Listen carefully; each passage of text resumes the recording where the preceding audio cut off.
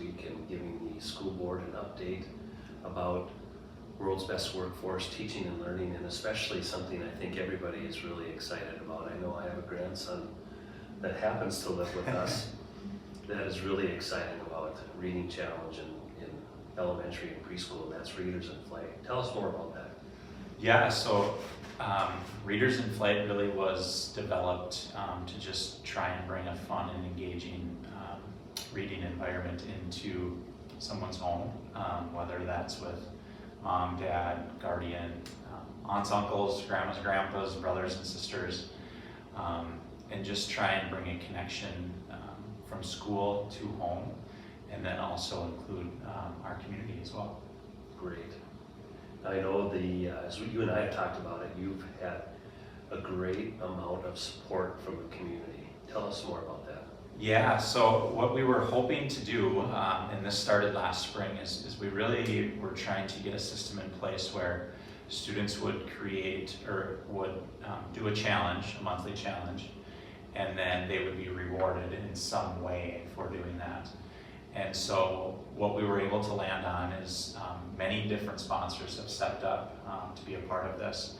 We do have a participation sponsor in Domino's. For every student that does one of the boards each month, they receive an 8-piece cinnamon bread twist for every time that they do that, which is just phenomenal. On top of that, we also have many different sponsorships from local businesses for different certificates for their stores.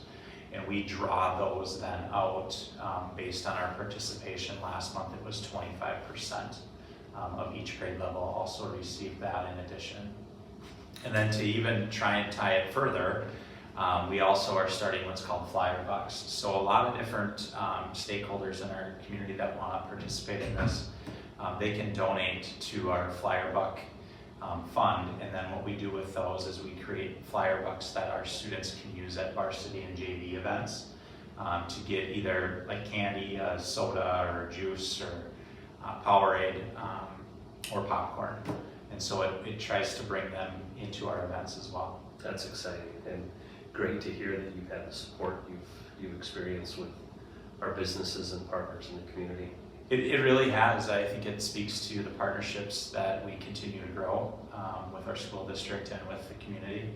Our students, I know, are so excited when they get their name drawn, for one of the additional prizes, or they get called down to get their Domino certificate. And so it's fun to see those, hear about those. We've seen some pictures come across on our social media platforms on Facebook, which have also been really, really fun to see.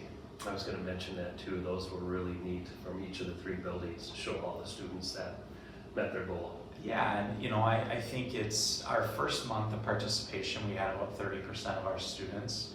For that being the first month, we were pleased with that. I think we would obviously like to see that continue to grow, but start small and see where it goes. So 1 month in, and we've got 6 months to go with it, and we're excited to continue to create the boards and see where it can go from here. Chris, you know an awful lot about what it takes to be an effective reader. Why is it so important that reading take place beyond the 4 walls of our school? Yeah, I think it's building that bridge between the school and then that home setting, and we certainly know that we have the students with us, in general from 8 to 3, and then anything outside of that is an extension of what we are trying to do. So whether that is students reading independently, they're reading out loud to somebody, they're being read to, always coming back and hearing that and bringing that experience to an outside experience outside of school is really critical in the growth of students as well. Great. Who came up with the creative, clever ideas on the charts?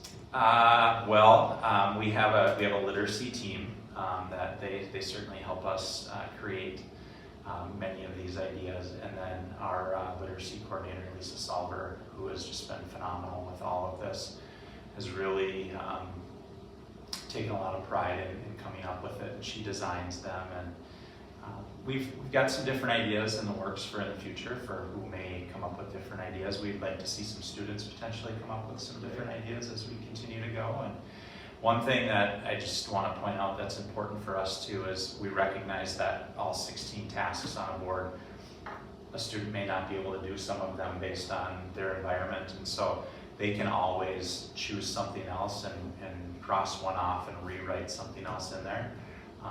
So we want it to be as laid back as possible, and we want the kids to have fun with it. Well, Chris, thank you and your team for expanding reading opportunities within our elementary schools. Absolutely, no problem.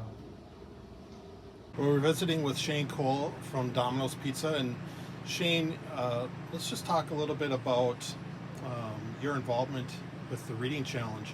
You chose to become the participation sponsor for students that complete the challenge. So just tell us a little bit about what the students earn.